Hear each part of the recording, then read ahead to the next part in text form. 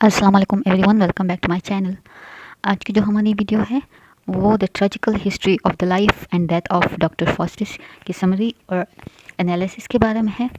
ये प्ले या drama Elizabethan era में लिखा गया था और इसको लिखा था क्रिस्टोफर मार्लो ने।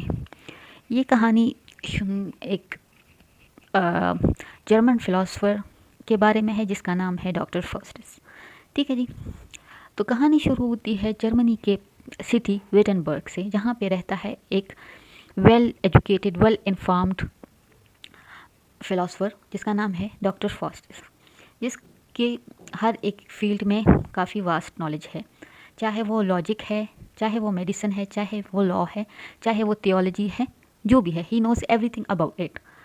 अब जबकि इसके पास ये सारी नॉलेज है तो ये डिसाइड करता है that he should know about magic so as to get the dark powers, and then no one will be able to defeat him, no one will be able to make fun of him, nothing like that. Okay, so for this purpose he calls his servant Wagner, and for in order to learn black magic he calls for two persons. Their names are Valdis and Cornelius.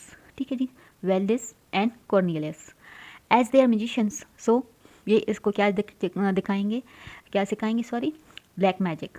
तो जब वो आते हैं, ठीक है, जब उस बल्कि उनके अराइवल से पहले उसके पास दो एंजल्स आती हैं। Two angels comes to him, the one is bad angel, the other one is good angels. So ये क्या करते हैं कि डॉक्टर जो गुड एंजल है वो डॉक्टर फॉस्टिस को इवल काम करने से मना करते हैं। क्या करते हैं? मना करते हैं। गुड एंजल उसको मना करते हैं कि नहीं ऐसा मत करो, बल्कि बैड एंजल इसको और भी वर्गलाते हैं कि नहीं ऐसी करो, बहुत अच्छा प्लान है, you should go for it, और तुम्हारे पास बहुत ज़्यादा पावर्स आएंगी इसकी वजह से, ब्ला ब्ला ब्ला। ठीक है जी। और इसी असना ये एंजल्स वैनिश हो जाते हैं। अच्छा जी। तो जब ये गायब हो जाते हैं तो doctor first starts talking to himself once again and talks about the benefits he will get. किस चीज़ की बेनिफिट्स? ब्लैक मैजिक की बेनिफिट्स, कि वो जब लर्न करेगा ब्लैक मैजिक तो क्या हो जाएगा, मेरे पास इतनी पावर आएगी, मैं मैजिशियन से हेल्प ले सकता हूँ, ये हो सकता है, वो हो सकता है। तो जब मैजिशियंस अपीयर होते हैं, जो दो बंदे होते हैं वो अपीयर होते हैं, तो वो उसे क्या करते हैं, उसके के लिए मस्का लगाते हैं, फ्लैटर करते हैं उसे कि नहीं तुम्हें ऐसा ज़रूर करना चाहिए। ठीक है जी, क्योंकि फिर तुम्हारे पास लिमिटलेस पावर्स आएंगी, तुम बहुत ही ज़्यादा मालदार हो जाओगे, रिच हो जाओगे, पावरफुल हो जाएगा, और ज़िंदगी में कुछ भी तुम्हें ज़रूरत नहीं होगी, हर किसी को भी डोमिनेट करोगे, ये और वो। ठीक है जी।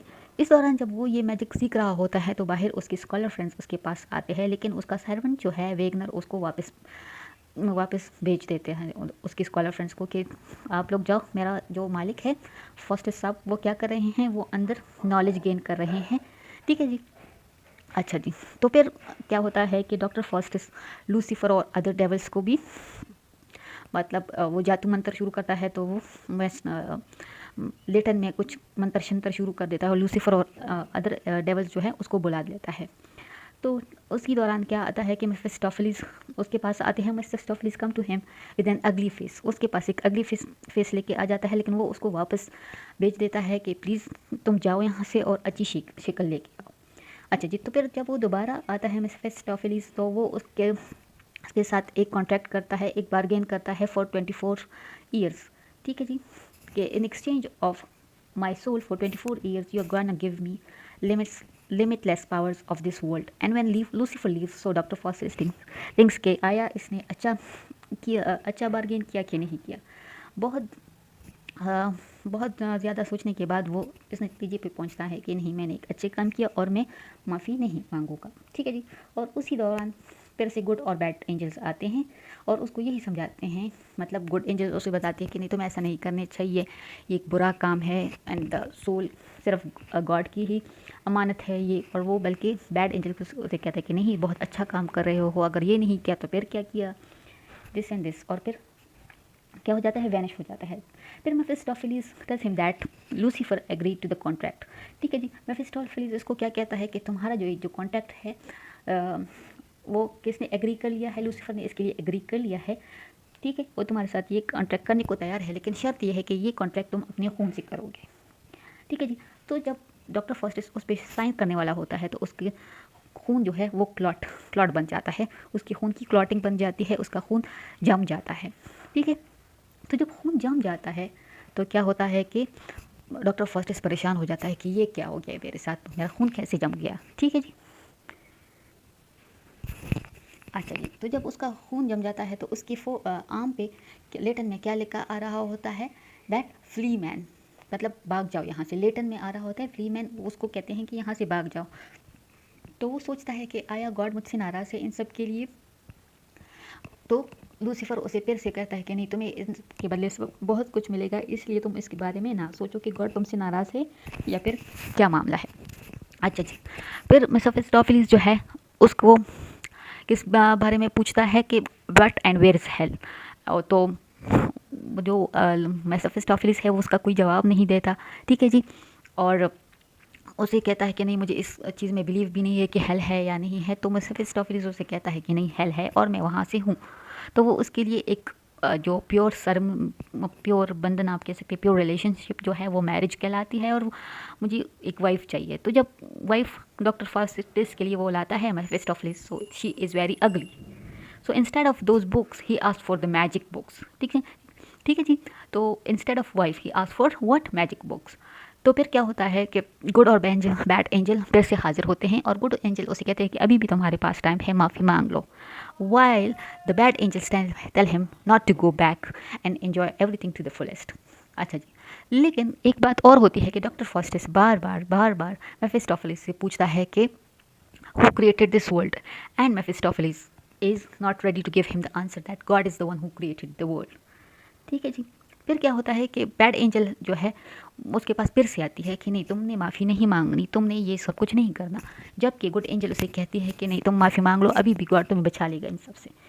फिर मीनवाइल वो क्या करता है, गाइड से दुआ करता है कि प्लीज़ मेरी सोल की जो है वो हिफाजत करो। और उसी दौरान लूसीफर फिर से उसके पास आ जाता है अपने कंपेनियंस के साथ, और उसे कहता है कि तुम क्या कर रहे हो, बल्कि इस सब को एंजॉय करो और अपने कॉन्ट्रैक्ट को याद रखो। और फिर इसी दौरान इसको 7 डेडली सिंस का भी पता चल जाता है।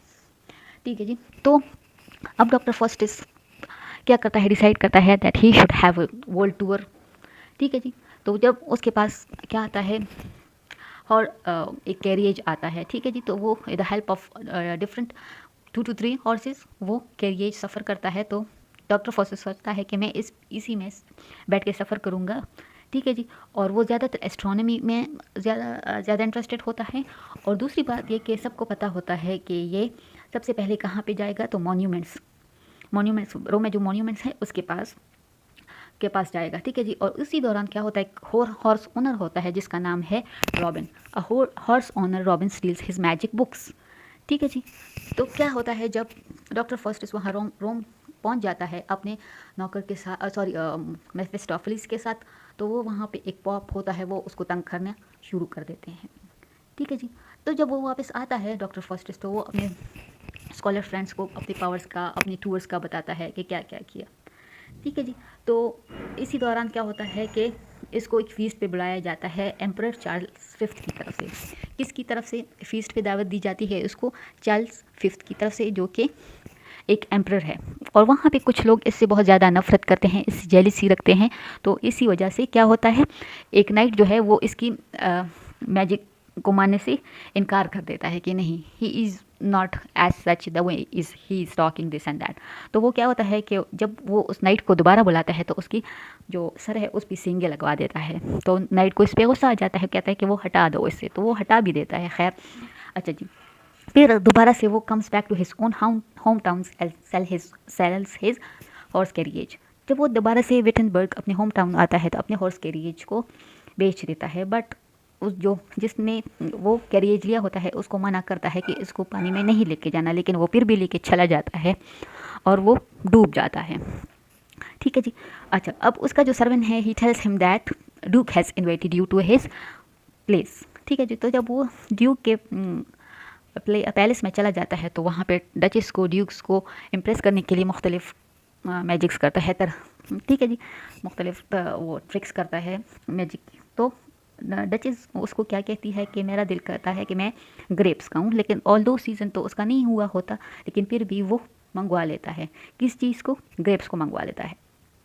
इसी दौरान इसको पता चल जाता है कि मेरा जो आखिरी वक्त है वो पहुंच रहा है, इसलिए वो अपनी प्रॉपर्टी किसके नाम कर देता है, अपने नौकर वैगनर के नाम कर देता है और वो उसको डर भी नहीं लग रहा होता कि मैं मर जाऊँगा। तो इसी दौरान उसके स्कॉलर फ्रेंड्स उसको कहते हैं कि तुम the most beautiful lady of the world Helen को बुलाओ। ठीक है जी। तो जब हेलन को बुलाता है तो इसी दौरान एक ओल्ड आदमी उसके पास फिर से आता है और उससे कहता है कि प्लीज़ डॉक्टर फास्टिस तुम अपनी गलतियों की माफ़ी मांग लो ताकि तुम्हें आराम हो, सुकून हो। और इसी दौरान इसको भी लगता है कि हाँ अब बहुत मज़े कर लिए, लगता है मुझे माफ़ी मांग लेनी चाहिए।